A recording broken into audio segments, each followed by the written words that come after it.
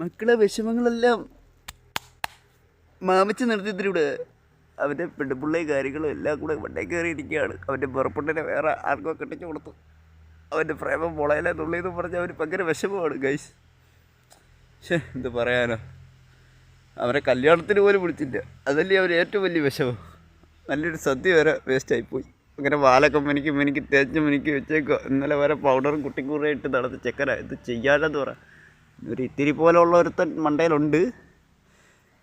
അവനെ കൈ കിട്ടിയിരുന്നേ കൊള്ളായിരുന്നു. പിന്നെ എൻ്റെ വീടാണ് ഗൈസ്. ഇത് ഇത്രയും അടുത്തേ ഉള്ളൂ. എപ്പോഴും ഇവിടെയൊക്കെ തന്നെ അല്ല പരയുടെ വണ്ടയിലും പിന്നെ പ്ലാവിൻ്റെ വണ്ടയിൽ ചക്കയൊക്കെ കിടപ്പുണ്ട്. അതിൻ്റെ അകത്ത് ഇന്ന് ഈ മരത്തിൻ്റെ വണ്ടയിലൊക്കെയാണ് ഇപ്പോൾ ഇവരിവിടെ താമസം.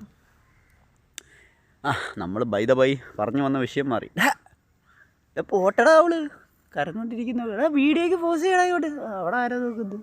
അവിടെ വേറെ പെട്ടൊക്കെ പതിക്കുന്നത് ഓടുണ്ട്.